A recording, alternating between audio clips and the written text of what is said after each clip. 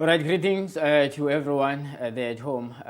Usabukele ke mbukeli amaqhawe ethu foundation kolisuku lanamhlanje sikwamukele inkqubeni ngundimpiwe wakwadingiswayo apha ke kwiMpuma Kapa TV sijongeke imiba ke ethile ethibe kanti ke ekuhambeni kwexesha izawuthi ivuselele ke nengxoxo pha napha mhlawumbi eminye ke ichukumise izazela kodwa ke this time sigqibe kwelokuba let's invite again umfundisi ke uMadela mzwandile ke igama suka phange kwela laseKarega esakwaziwa njenge-youth neTinarha besike sanayo apha enkqubeni ekuhambeni kwexesha not so long ago wasicacisela ke ukuzibandakanya kwakhe nemizabalazo simazela pha ke kwiqela ke le-Azanian People's Organization i-AZAPO ne-Black Consciousness Movement as a whole waphakamisa imicimbi eliqela ke but zange side sibe kanti ke siyafika kulamba woba ngaba mhlambi ke yena ke uthi wabe kanti uzibandakanye nini ke nezakwalizwe wasixelela ngezopolitiko nezinye izinto ke wathi wabe uyaziphawula ngemibe ephathelene nobunkokheli njalo njalo and nezinye izinto ezithiba mfumaniseke unye noko itriggerisha pha ke i-debate okanye i-stimulate i-debate but then ukhona ke uzawuqhubekeka ke sive ke mhlambi ke nje uluvo lwakhe nje ngobomi bakhe imizabalazo politiko nobufundisi manika ixesha elide kakhulu ulapha phambi kwam inkqubo yakho tata kolisuku namhlanje sise in conversation nawe ngale miba kunjani namhlanje ndiyathemba phofu kusekuhle kodwa ke ukuhambe kwexesha ndiyafuna ukuqonda after i-episode leya yokuqala akhange kubekho mhlawumbi ke abantu ke abanezikhalazo ngentetha zakho okanye abanokuphawula ngemibo iphakamisileyo. Mandibulise emsasazi kwakhona ndibulise abamamele ekhaya njengoba besilapha kuye kwakhona ke kulamaphepha embalelwano awamakhasi embalelwano abantu abanye beqhwaba izandla abanye ke bemana ukuthi ngongayithethanga le kaloku ke imbali ke ixhomekeka kumntu wayo kodwa ke kuyo yonke loo nto leyo abantu abaninzi bavuselelekile because besibe sesondele kuzilibaleni basingobani nemvelaphi yethu. Isizwe ke singenamvelaphi asinangomso. Ndiyafuna ukutsho amaxesha even nehistory pha napha iba nayo into eyidlalayo kwi-identity. Kunjalo kanye msasazi. Ndifuna ukuthi qala ubunkokheli buyazalelwa abuyelwa sikolweni. Abantu abaninzi ke bayathanda ukuthi lento xa ndiyithetha bathi hayi ungumntu wamaphupha. So maxa wambi ke yintoni italente ayiso skill ayiso sakhono italente kodwa ke ezawuhambeni kwexesha ezawudinga isakhono. Injalo umsasazo wami umuntu uyaphiwa uvela ephiwe ezonto aziphiweyo kokwabona nguThixo kuxhomekeke kuba ngaba ekuhambeni kwexesha uzisebenzisa njani.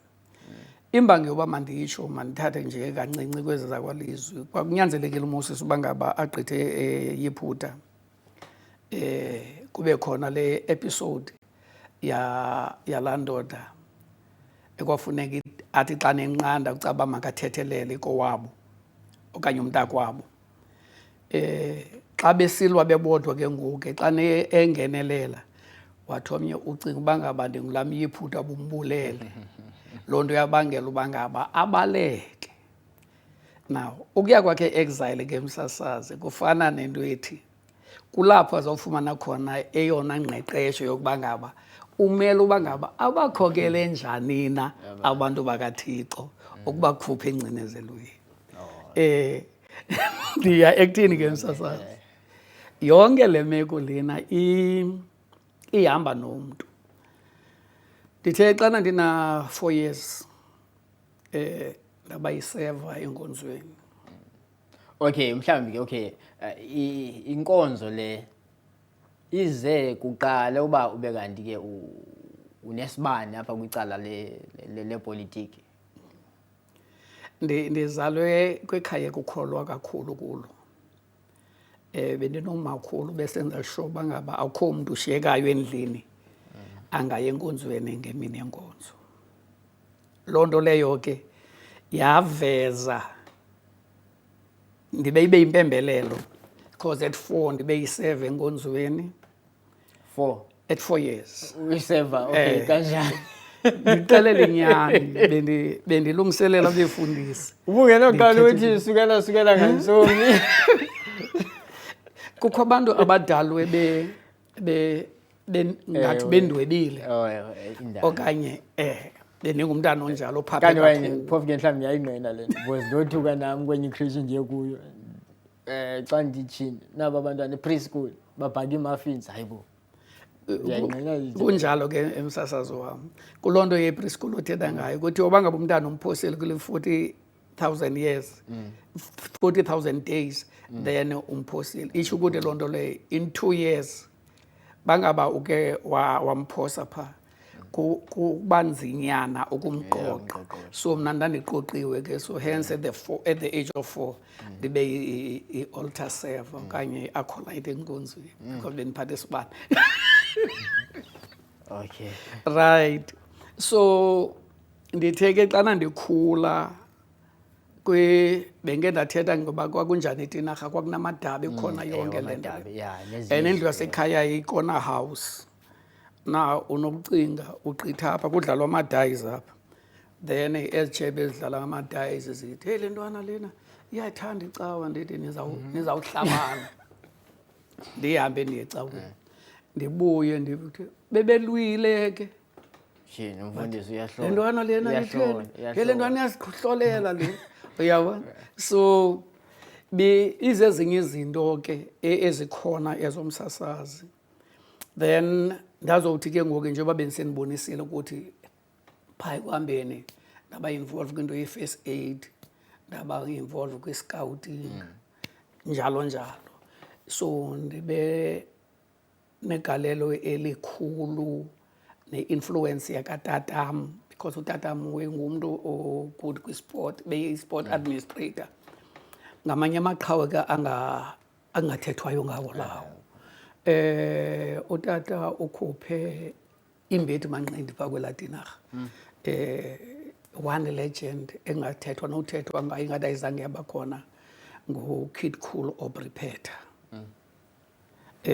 Omnye wembethi Manqindi ezazikhutshwa ngutatam. Ndikhumbula abanye abafu baseRhawutini oPhangamani Sirhapane ndimazi ubuso ngobuso because babedla ngokufikela ekhaya. Masiyeke ke leyo ke msasazi bendithetha njena ngoba ubukhokheli obu buhamba njani na. Kanti ke yonke lento lena yayi-training endilungiselela ukuba ngaba ndikwazi ukukhokela abantu because ekuphumeni kuloo nto andiyekanga inkonzo ndakhula nenkonzo ndangena emzabalazweni ndaya ke njengoba ukhula isigezo sangabikho ke ngoku isigezo nanjengenkwenkwana xa ikhulayo sentsho ibibanjani because obviously ke kube khona ukudweba ngamanye ixesha ukudweba komntu kuye kubhidaniswe nesigezo kuthiwa usile le nkwenkwe kabani usile umntana kabani sentsho nakwezinye izinto uqomba mani ukudweba kwakho ukusebenzisa to i-advantage so that wenze i-advancement ezithile kwizinye izinto ezizi-interest kuwe nomaqhinga ke msasazi ebomini bam anditshayanga andiselanga. Khange ube nenkukhu. Khange ndibe zinkukhu. Sasinomalume bandiyithethe le nto. Sasinomalume, umalume wayethanda isikhephe. Yesibona. Now umalume unendlela wayesifundisa ngayo uba singathanda utywala.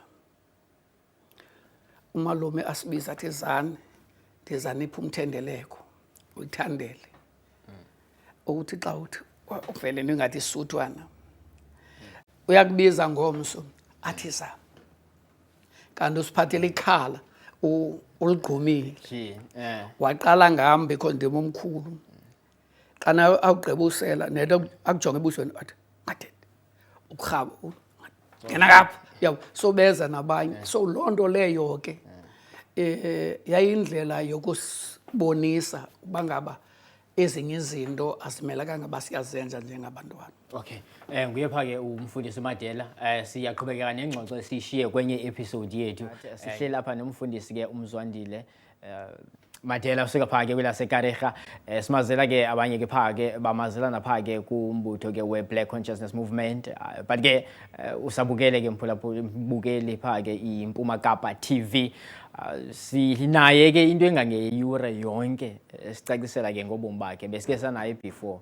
Mhlekazi-ke uMadela okanye manje umfundisi usixelele ngokukhula kwakho uhlobo odibene ngalo nenkonzo. Ekudibaneni kwakho nenkonzo wakhula wakwezo politiko. Mhlambi-ke zezadibana khange ubone iqomana-ke noko i-values zakho ngiyathina khona i-compromise yenzekayo in terms of i-values zakho ne-beliefs zakho when it comes to kwezinye izinto mhlawumbe uxanduvo ubone uba kufuneka ulithwalile phaa kucala lezo politiko. Msasazi, ipolitiki nenkonzo azilwi ngabantu abachaza izinto ngendlela engeyiyo. Kodwa ziyalwa kwezinye ngenxa yempembelelo ezithile. Ngiza kuxelela isizathu soba manditsho mzazazi. Kwi-Black Consciousness Movement sasinesebe okanye sinesebe ekuthiwa i-Black Theology Agency ejongene nezekalizwi nenkolo. Now ejonga okanye ebona inkululeko yabantu as the thing. Umzekelo, i-Black Consciousness okanye i-Black Theology ibona uYesu njengomkhululi. Ndiyayazi ke controversial lento, but mandiyithethe njani. uYesu basiyajonga xana kuthi ufika etempileni kukho abantu abathengisayo. Akabacenganga abantu. Now, this was a demonstration yokuba ngaba le ndawo engcwele, it's not for gambling. Now, xa siyeka oNgxowankulu bathalase benze lento esiyibonayo kweli lizwe namhlanje, inyanzeleka, that is a call to action. Bangaba makubekho into eyenziwayo kulungiswe le meko because lento ayenziwa kwindawo elungileyo.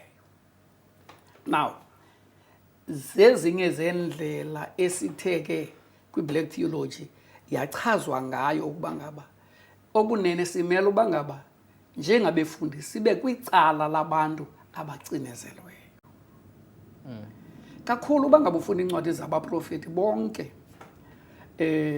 kukhona into abayithethayo ngengcinezelo because bathetha ngemeko ebekuhlalwa kuyo ngelo xesha ekumele uba ngaba iyatshintshwa.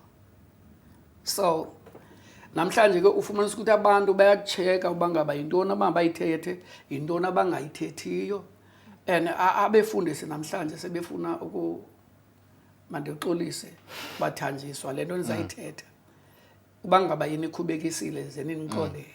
Kodwa namhlanje abefundisi abasadlali la role yokuba kungaba babe phambili kumizabalazo. Bafuna ukubonwa besecani komeya, bafuna ukubonwa be-invitwa bisithu ethile yaseburhulumenteni. Kodwa balibele olona bizo okokuba ngaba masiveze uThixo ebantwini bakhe. Abantu mabanikezwe ithemba, abantu mabakhululwe njengoba batshoyo omnye umprofeti esithi ndimisela ukuba ngaba ndizisa ukubona kwabazimfama kukhululwe ababotshiweyo. Loo nto leyo itsho ukuthi ke le meko esizifumana kuyo icawa ithule ngayo, kanti icawa ibekumele uba ngaba iyathetha kanye ngaleni imeko ukuthi imeko esiphantsi kwayo uThixo akayivumeli. Yile nto amandi ndithanda into yobana lo mcimbi uvezwa nguwe because eyami question ibisiya apho into yobana ilizwi lenu liyavakala as icala lakwalizwi kona ke before siyofikela into yobana ke liyavakala likhona phofu ukuba khona kule micimbi kuyo yonke le miba esizibhaqa ilizwe lijamelene nazo. Mhlawumbi ke isikakhulu singade siyofikelela phofu mna ndiyethanda ukuyishwankathela ngelithi ukutenxeka kwezimilo.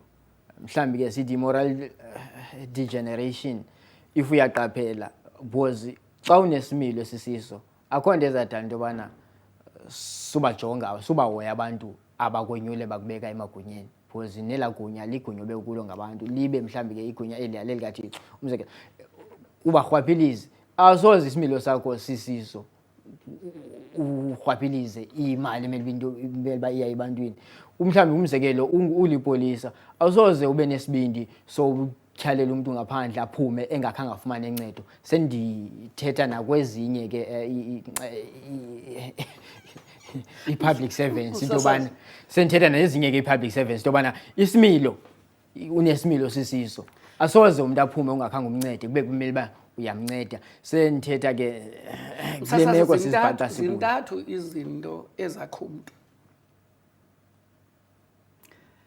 likhaya ityalike sisikolo na uba ngaba ezi ziseko zidilizekile akukho sizwe akukho bantu masijonge ke bangaba kwenzekani kule mihla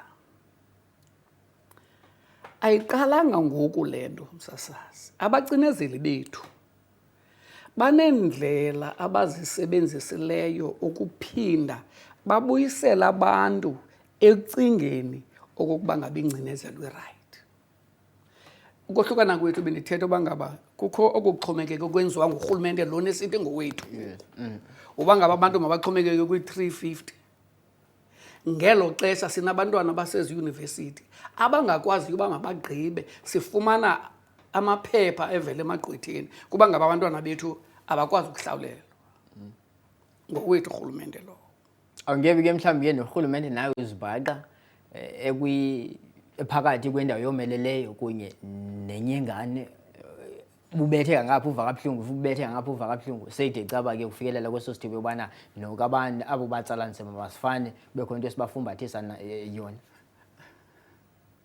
abantu abamnyama bayideserve le meko abaphantsi kwayo okwenene abayideserve eli lizwe akukho nto elingenayo kodwa bangabe uyajonga bangaba zingaphi trucks ngeyosuku ezisa imanganize kwezi nqanawa engezi kuthi iSaldanha Bay yodwa indawo esinayo but imanganize yethu day in day out iyahamba iya overseas kwenzelwa abasebenzi bamanye amazwe babe nento kwenza thina sibuyiselwe iproduct esezigqityiwe esingakwazi uba ngaba sizithenge kodwa zombiwa sithi ithi loo nto leyo amandla ethu ayingxaki kuthi because basiyajonga masithathe umzekelo wemoto abantu phaya eTinarha benza imoto kwa-Volkswagen zithengiswe ezi moto bangaba besinohlala phansi senze ubalo manani analysis okanye ufumanisa ukuthi imoto ezi-100 singababhatala bonke aba bantu bebezenza but jonga bazingaphi imoto abazenza ngelanga elinye zingaphi abazenza ngeveki zingaphi abazenza ngenyanga zingaphi abazenza ngonyaka yimalini imali eyenziwa ngongxowankulu ubone bangaba nothatha ohlalutye lesando lilahle elwandle akuzovakala nokuwa kwalo yimeko enjalo esiphantsi kwayo now sizifumana ke kwimeko yoba ngaba ngoku ba uyajonga uqomba hey man kusafana nayizolo esibhalweni kuthiwa abantu bakhala kuMoses babuza bangaba bekungekho mangcwabane yiBhuda bangabuza usifaka kule nyonyo esikuyo ngoku bengayiboni ipurpose yakaThixo kodwa ngoku abantu abakanye bathi bayabona hey ngabo bancingisa omnye umfo phaya esibhalweni ukuthiwa wathi xa enekwe ichance yoba bengukumkani wabiza abantu wabiza ontanga bakhe wathi madoda ningumkani nifuna ndeniphathe njani bathi umkani babo bona xelela aba bantu bangaba mabakukhonze uba bayenze loo nto leyo ubabethe wabiza amagqala athi hayi sicela uba ngabe usiphathe ngendlela sakukukhonza njengoba sakhonzayo uyihlo after 3 days ubabizile ubuzabanike i-feedback after 3 days uthi xa ethetha nabo wathi ucikicane wam uyakuba nesiqu ngaphezu kathupha kabawo Mfundisi uchaphazela imicimbi iliqela lemicimbi ichaphazelayo kodwa ke iyonke ukujonga nje umonakalo kanye apha kuthi ke elizweni mhlambi ke nokuba kube kanti ke noko ke zezinye zengxoxo nathi sike naxa sizihlelela singahlali nje sithethe nje ngezinye izinto ezingakhiyo sike sijonge kanye lo mbhodamo ongaka ungalungise kanjani uqale phi nje nathi ke sibe nohlalutyo lwethu wena ke xa ujonga ke ngokuna mhlawumbi ke buwachaphazela imicimbi ke yenkokheli ke ezityetyum kwimicimbi ke chaphazela khawusithawe sisibuyisele back kwela xesha ke laqala nje ke uzame ke ukukhawuleza soda singatyona ngamaxesha uba mhlawumbi ke inkokheli la xesha bezinjani msazazi ubukhokheli obukhona kwela kwalizwi bezenza sure uba ngaba inkonzo beyindawo yokubalekela. It was a sanctuary for i-revolutionaries. Inkokheli beziyazi uba ngaba ziyakwazi ukuvala amacango xa kukho abantu phaa kubanjwe intlanganiso, kodwa ezinye zizifumene ngoku because eyona nto yenzekayo uba siyajonga ngoku zezi nkokheli esizibona emveni kwenkululeko ezicaca uba ngaba zinengxaki. Kaloku kuthe xana kuthiwa kuyakhululekwa kweli lizwe kwakwamlebese kwavulelwa yonke into, kwavulelwa nezinto ezithoba isidima sethu njengabantu. Loo nto leyo yenza ukuba ngaba ubukhokheli ke ngoku athi umntu emele uba ngaba ukunqanda ukuthi ifemeli ayimelekanga bephatheka ngolu hlobo angakwazi ukuyenza loo nto leyo. Bangaba ujonge uba ngaba yintoni aza kuyizuza uba ngaba uthe wanqanda.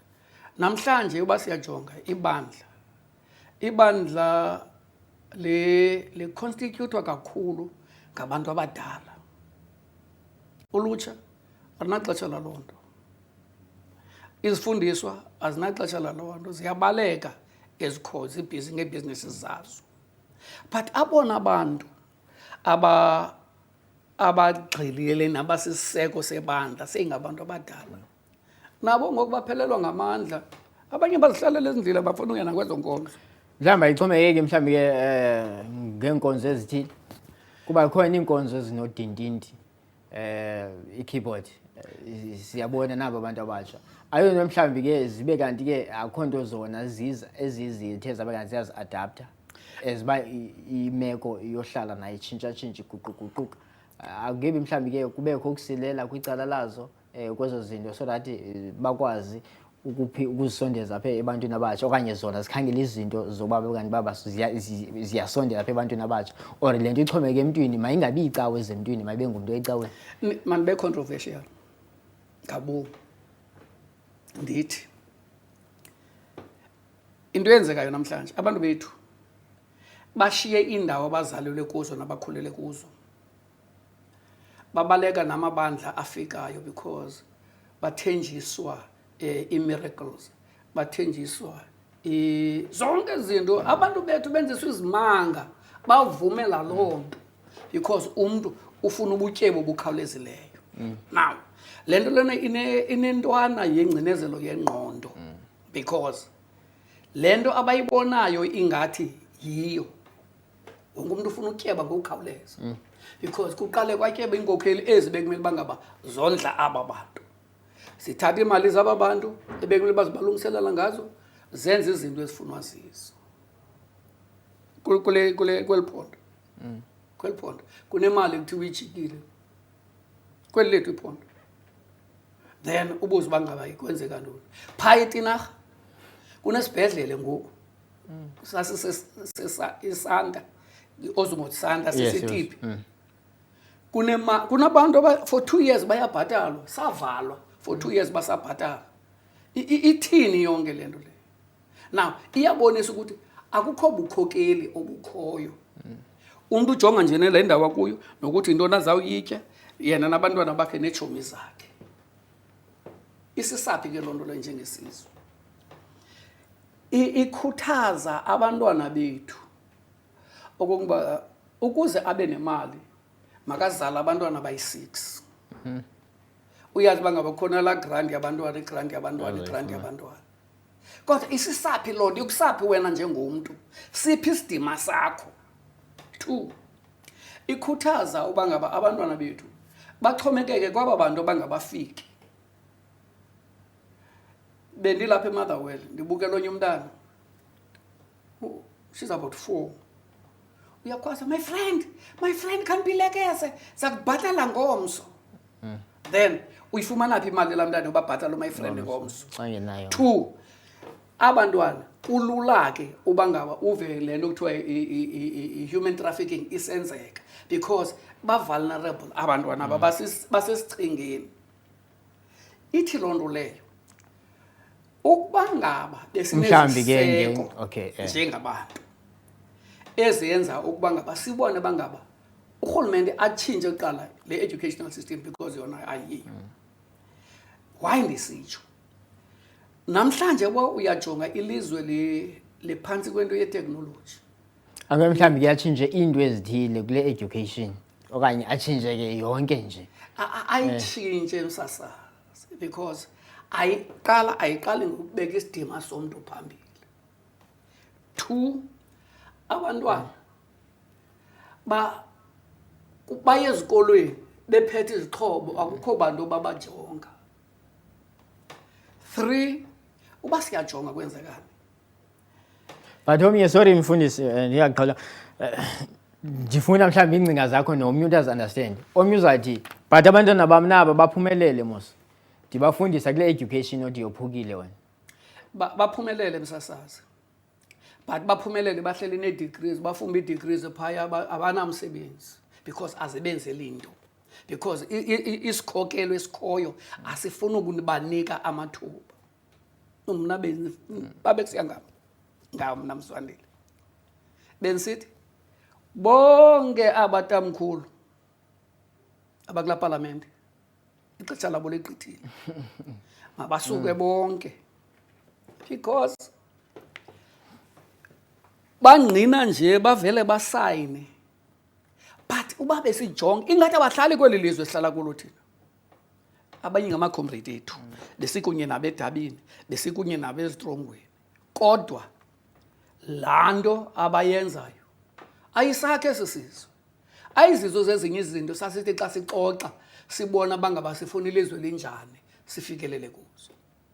Bawuyajonga around kubantu abeke balwela inkululeko apha emazantsi eAfrika, ndithetha mna ke ngabantu babebanjiwe bebanjelwe inkululeko, iNamibia yodwa etrite ngendlela ama-former political prisoners wabo, hayi lena yethu into. Mandiyiyeke because indenza ndingabikho right apha entloko, but mandichazele why ndingekho right apha entloko. Uyapha eSick Bay, ufika pha abantu abamhlophe kuze yena nomntana wakhe uaccessa izinto zempilo. Owam umntana, owam unkosikazi akakwazi uzifumana ezo nto ezo. Ngurhulumente wethu kwelo wenze loo nto. Xana kuthethwa ngendaba ye-military veterans, kudala yathethwa loo nto le, hayi siyayilungisa. Kumane utshintsha uminister kuzomnye, akukho nto ezayo. Ndixelele uba ngaba at my age ndiphile nge-special pension. I-special pension sisibonelwana sepension eso. Bebethethe ngenye into bathi military pension abangafuni ukuyichaza ngendlela eyiyo kwayona. The only thing abasinikayo bakuxela uba ngaba nine-benefits about 11. Ezo benefits ezibuyajonga ku-healthcare, ku-housing, nantoni. But ufune ku-aplayele enye nenye ungaphendulwa nophendula. Ngowethu urhulumente, zii-comrades zethu, sasikunye nazo ezitrenshini, sasikunye nazo ezitrongweni. Ngurhulumente wethu. Kuye ke mfundisi ke uMadela lowo usuka pha ke kwela laseKarega apha eNelson Mandela Bay. Sitshilo ke sathi ke sikuphathela ke amaqhawe wethu umazi ke napha ke kwi-Azapo. Akhumbula ke sesukogwetywa ke iminyaka ke ndiyaqonda afikelela pha ke kwishumi ke elishumi elinesibini. Ye emva koko elivele kwixesha ke lengcinezelo. So ke mphulaphula sekhaya bezama ke ukuva ke uluvo lwakhe ngokubhekiselele kwimicimbi kimeko kube kululo ngokuthi baye lezi zinto babezilwela na mhlambi ke xa ijongile ubunkokheli obona ke bukho okanye mhlambi ke ngokubona kwabo okanye ke abasabuboni siphethe ke umhlekazi ke okanye umfundisi ke uMzwandile kwaMadela apha ke kwinkqubo ke Amaqhawe Ethu Foundation sikujongela ke inkokheli ke zalapha ekuhlaleni mhlambi ke namaqhawe ke ethu abanye ke bathi babe kanti bazibandakanya ke nemizabalazo ngenhlobo nangenhlobo ezahlukeneyo abanye bazibandakanya nemizabalazo kwicala ke lezi abasebenzi abanye kweza kwalizwi kwelesilicala ke ba ngamatshantliziyo oluntu abanye bazibandakanya nezopolitiko umfundisi kwaMadela uvakalisa apha ke ezinye zezinto angekho happy zizo especially ke when it comes to bona abantu ke aba ke ababa nendima abayidlalayo kwela xesha ke langoko mfundisi ukuphinde bakhumbuze indima yakho nje pha ke kupolitiko ube kwiAZAPO and then ke mhlawumbe ke kwiAZAPO elaxesha ezona zinto zaziphambili ongathi mhlawumbe ke wawuzenza noqonda ngokuthi ba kodwa le into endandiyenza ndandingayenzeli lento eyenzeka ngoku. Msasazi ndiqale as a member yeSAZIM sa organizer abafundi sa commemorate June 16th sazama iunity phaya eTinarha kwakusiliwa saliphelise lo dabe phakathi kwabantwana bakomawethu saba ngabantu sabanjwa sibancinci sakhulela ejele sabuye ejele ekubuyeni kwethu safika kwacaba imeko ibimbi because abantwana abancinci baye banikwe ilungelo lokungenela kwiingxabano zoyise nonina by amanye ama-political organizations. Baniyakhumbula ngelaa thuba labo 85 kwakukhona izinto kwakuthiwa andikwazi amagama awo kodwa ke kuthiwa besithi bangaba kukho ingxabano phakathi koyise nonina umntana angene abuze bangaba kutheni isenza le nto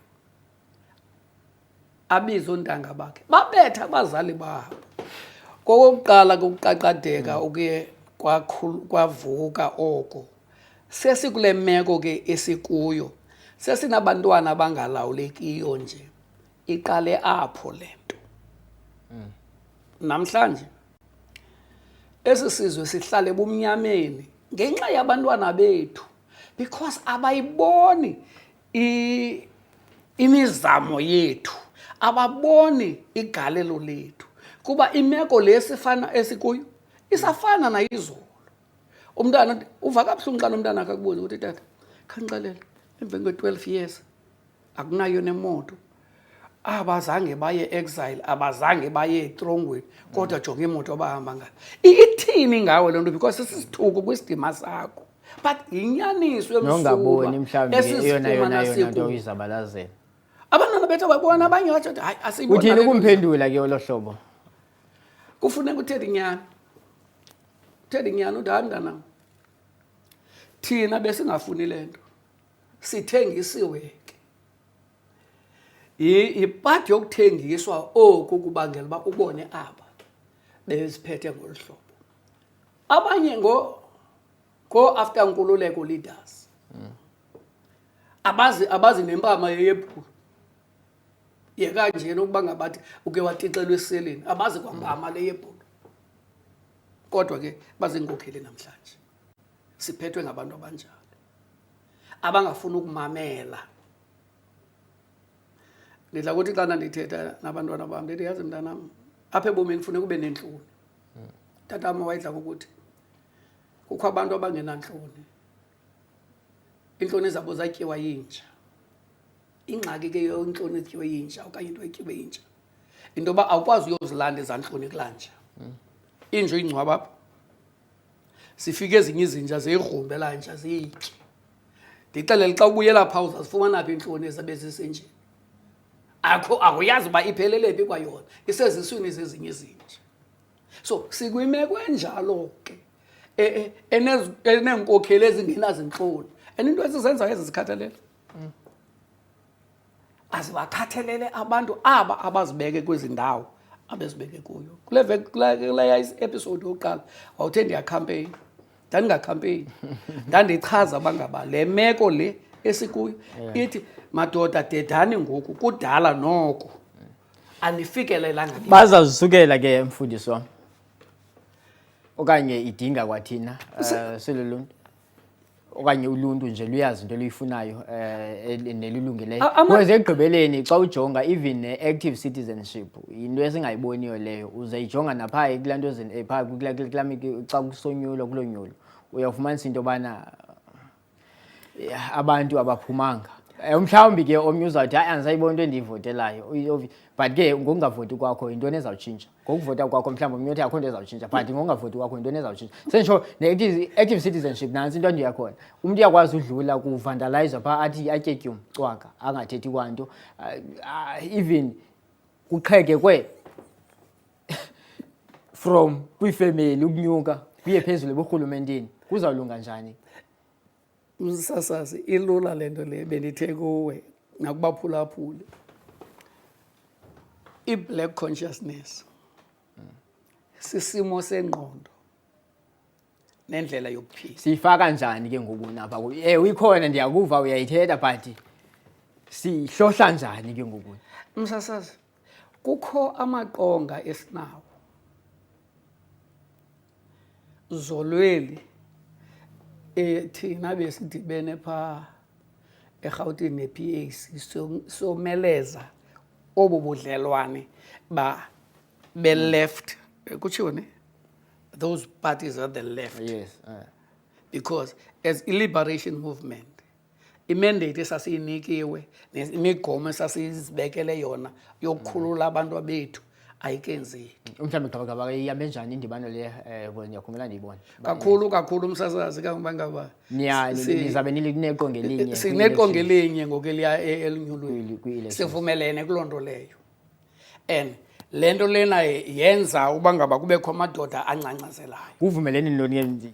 Ziinkokheli ezivumeleneyo okanye ngamalungu kumasebe isuke ezantsi? Okay. Hayi befuna ukuqonda kanti ndizawuza ne-agenda phezulu nizoyihlohla apha ezantsi sihamba ngale ndlela thina sithatha imandate ezantsi sinyuke nayo. Because ubona sekule meko nje kuba ngaba kuvele ku-impozwe ii-decisions ezithathwe zii-top members ufumanisa ukuthi abantu ezantsi abaqokoshwanga balungiselelwa le nto.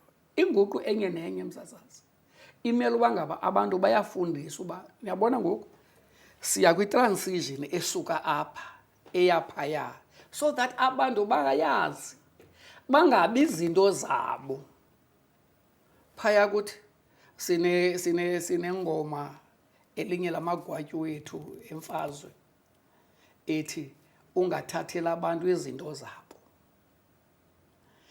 Ulutsha lwethu lalinesigwagwiso esithi iazayo akuspine kasi akumkhawati udaki. Namhlanje ayikokuspina oku uba ngaba kudutyulwa abantu abayi-6 ngelanga elinye okanye kubulawa abantu abayi-6 on a go i-4 ibe sesibhedlele itsho ukuthi loo nto leyo kukhona ukugula okusezingqondweni zabantu but loo nto leyo kunabantu abayiphembelelayo abasebenzisa abantwana babantu. Ndikukhawuleza uzibuza uba siyihlwayela njani kuba ngaba abantu phaa kubo siyifaka ewe ndiyayicela i-black consciousness uyayichaza ewe kudala ke nayishumayela and ndiyayazi ndiyayiqonda but ingxaki ingena njani niyifaka njani? Sibhizi msasazi sinamaqonga esinawo sibiza intlanganiso sithetha nabantu sithetha nabo kwimedia ukukhumbuza abantu ngemvelaphi yabo kodwa andifuni ukuyibaleka le nyaniso yokuba ngaba because kucreatwe le dependency syndrome ne abantu bahlala babona ukuthi hey basityela ixesha apha. Ewe siyayiva lento iyinyani kodwa ugxelesha i-350 ngelo xesha uyayibona yengo le nto uyithethayo. Abanye bathi okay all right no zaphinde ndibuyele emva kwentengiso kodwa ke just iqhubi benzawuthi abanye baye bathi ke xa bethetha ngani ne-black consciousness movement into yobana intle le nto niyithetha qha niyithetha ngona ke ninxibe isikiphu esirongo Ngithe ninganxibe sina then ithethe kodwa ke siye evenkileni ngumfundisi uMadela simazela pha ke kwi-Azanian People's Organization wathi bekanti usibandakanya nayo eselula kakhulu besike sayichaphazela ke imicimbi enjalo pha ke kwi-episode besike sanayo before but noko masibe kanti ke sichaya ke isavutha kweli ke ithuba mfundisi ke wam bendichaphazela lambo kuye kuthiwe ndithetha into eyiyo qha ingxaki yenu nithetha lento ninxibe iskipa esingesiso man the ningakhulule sinxibileyo ninxibe esi nithethe lento sawuniva ke ngoku kweza ncwadi ezingcwele khona omnye umprofeti uyabuza ubangaba iyakwazi na ingwe ukutshintsha amabala ayo utsho umprofeti uJeremiah abantu bazikhangelela isahluko basindawo ithi loo nto leyo msasazi akukwazi ukuyonxiba isihlangu somnye umntu abantu abamnyama ngaba batyiwa sisihlangu ngoku bebona bangaba basatyiwa sisihlangu bajonge bangaba i-350 ingena nini bendithethe ngaloo nto kodwa singabagxeka kwelinye icala because akho misebenzi yenziwa ngabomu umsasazi loo nto leyo ibona kweli phondo eli umzekelo omncinci sikhala ngombane umhlane ezolo kwenzeke ntoni nazi power station apha kuthi kwenzeke ntoni yavala ngeyiproject leya esinika umbane eqesha abantu but because kuboniwe ukuba ngaba ayizukondla abantu abathile so mayiyekwe nje nivalo mhlawumbi ke uvalo kwayo ngokohlalityelweni yaba intentional okanye mhlawumbi ke yaba zi-failures mhlawumbi ke on implementing kwi-implementation of okanye kukujika nje nokuguquka ke kwemo kwihlabathi akokuguquka kwemo msasazi kulaa nto leyo it was deliberate okusile nobani abe kuthethwa ngabo ngendaba sifuna iproof yaloo nto leyo sifuna iproof mfundisi sifuna iproof mfundisi yaba ezinye izinto zenziwa ngabomu umzekelo masijonge uba ngaba ngobani abavandalayiza zonke ezi zinto sezikhona ne and what is the motive behind that bendithethe ngendaba yamanzi last time yakhumbula ukuthi no siseliswa amanzi anekhemikhali apha so that sizokuthuthelwa amanzi abantu abazizayo neetraka zezobani uyayibona laa nto le and then ngobani abazawugeyina ngapha kweza traka so uyabona yi-chain reaction lena yenziwa ngabomu yakrokrisa ayikrokrisi yenziwa ngabomu now ithi ke le nto umsasazo wam uba ngaba besinohlala phantsi sijonge inyani thina kweli lizwe akukho nto esingenayo but izinto zethu zibalelwa abantu abanbalwa apha kunento elula benokwenziwa elula indlu nendlu inikwa imbewu ndifuna mna uthetha ngento elula nje imbewu uba umuntu makazilimele eyadini yakhe sawulima phi mfundisi sine-paving exactly sine-paving yiyeke ipaving singenamhlaba sihlala ematyotyombeni uphuma kweli ipasenje ungena ngecala xa ufuna ungena endlini yakho ngabantu abamnyama abasematyotyombeni akubuzi net ubona amatyotyombe yazi uba ngobani uzawubafumana ematyotyombeni njani asinamanzi umbane sixelele ngodisemba shosho uzawuphela asinabungqina baloo nto kodwa kuthiwa le nto ucimicimi izawuphela ngodisemba so lilonke mfundisi sitywa lixesha because siyaqonda noba sikwimizuzu nje emithathu okanye emine yokugqibela ikhona ke indima mhlawumbi ke esinobe kanti ke ikhona impembelelo mhlawumbi okanye intshisakalo esinoyifumana ngokujonga kubunkokheli mhlawumbi ke sithethe ngequality yela xesha lenu konke nje kwicala lakalizwi kwicala ke imizabalazo yasekuhlaleni amatshantliziyo konke nje ezikolweni sijonga ubunkokheli konke nje because uyaqaphela zonke ezindawo even nasemakhaya amakhaya ophukile so ininzi nje into engathi kukho ukulekisha when it comes to i-leadership phana pha sentsho ndifuna ukuqonda apha kuwe zithini ikhona amathuba singafunxa umsasazi ifuna njena le nto lena umuntu ofocused ukubuyisela kwefamily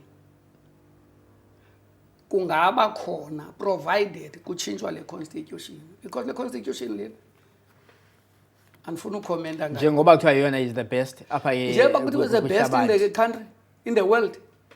It is the worst, because when it comes to imfuno zabantu bethu ayithethi into ngomhlaba wethu, the basic. awunothi mhlawumbi makongezwe le nto kungathethwa ngayo. No, ifuna ukutshintshwa total overall yala constitution, kube kwi-values eziza kwakha abantu. Ngobani abangayitshintsha ke mhlekazi wami, njengoba ngokuna ke uchaza equality education, ukubhanga kubunkokheli, ungabikho nje kwesikho ininzi into ezi-challenges ozivezileyo. Then yongona ke izawuba khona indlela yokubona i-future yoba masitshintshe i-constitution kuba imeko inje. Bendithe ugqibelana kwethu abantu abamnyama mabayeke ngoku bavotele kwelinye icala. Wathi ndiyakhampeyina. Hayi khange nditsho. Uthe ndiyakhampeyina msasazi.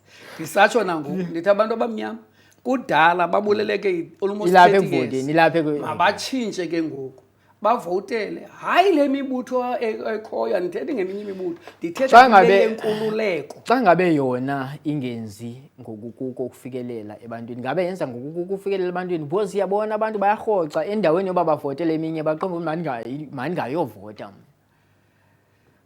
Kuyafikelelwa kubo into mhlawumbi ngohlobo kuyafikelelwa, mhlawumbi uhlobo ekufikelelwa ngalo lo le kumele uba noko ke baye understand. Kubekwe izityalo ezilapha kufuphi okanye ii-fruits ezilapha kufuphi bangaba abantu mabathi 350 msasazi.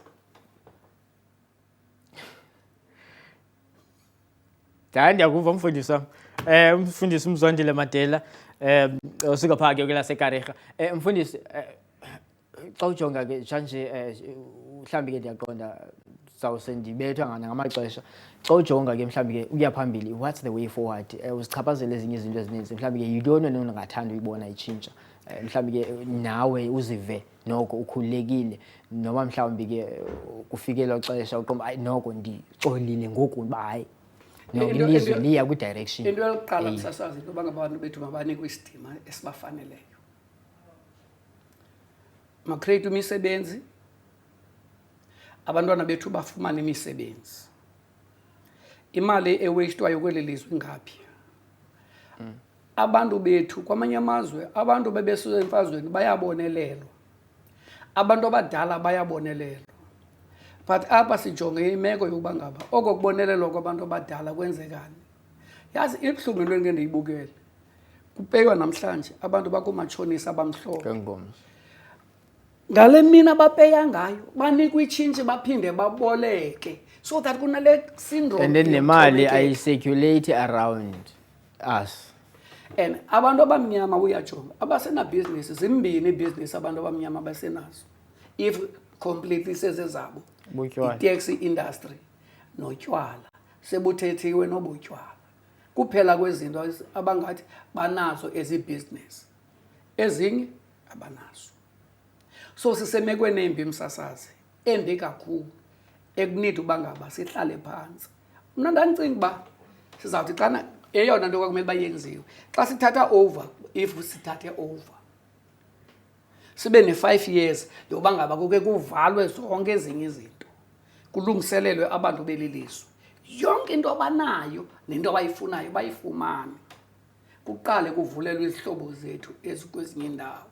Kodwa yenzekanga loo nto leyo, because esasivumelwano saseCodesa sathembisa abantu abamhlophe uba anisoze nohlukane nepower, anisoze nohlukane nomhlaba, iproperty iseyeyenu, so akukho bantu abazalwane, asisoze sinise lwandle. Sasingafuna uba salwandle nathi, sasifuna nje uba ngaba abantu babone uba ngaba abantu bangabantu bayalingana irregardless. Kodwa kulona urhulumente abantu abangabantu ngaba bakwi-ruling party ne-friends zabo. Kuye pha ke umfundisi uMandela ndiyaqonda ke bekhona nje sesikiwe nalixesha bendifuna ke uveza kulaa mcimbi weCODESA khona umcimbi awuchaphazeleyo but then ke inkululeko mos bayatsho eyaye yafunyanwa kulo kwiCODESA ezangxoxo zangaphambili kube kanti ke kuyiwa ke kulo nyulo ngo-1994 yaba leyo yezopolitiko kude kube ngoku ke kusekho umzabalazo wenkululeko ke kwicala lezoqoqosho kodwa ke mhlawumbi ke iyawuba itopic yelunye usuku mhlawumbi ke nezinye ke igesi ezawube zikhona apha mhlawumbi kanye iCODESA kwaphazamiseka phi na when it comes ekubeni kushiywa ngaphandle kuya rashwa because uyakhumbula mfundisi Mandela yaba lela xesha kwaku after kugetyengwe inkokheli yamakomanisi kwakhawuleza kwabe kwidate yoba makuyoke elections kodwa ke ziyitopiki nje ezolinye usuku ke ezo naye pha ke umfundisi ke Mandela mhlawumbi ke nezinye igesi ezabe zikhona kanye mhlawumbi ke iCODESA le yintoni mhlawumbi ke esayisusayo ngayo kodwa ke kusuku namhlanje ke ndiyaqonda masibe kanti ke sibeka apho emele ndikundimphiwe kwadingiswayo bendinaye pha ke umfundisi Mandela umzwandile ngegama usuka pha kwelaseKarega sijonga nje imiba ke egqubayo kwelo Mzantsi Afrika nokusukela ke ekuzibandakanyeni kwakhe nemizabalazo ngexesha ke lengcinezelo kusuka kumbutho kuyazapho ne-Black Consciousness Movement iyonke kodwa ke kwela micala kude kube ngokusayo kamnandi.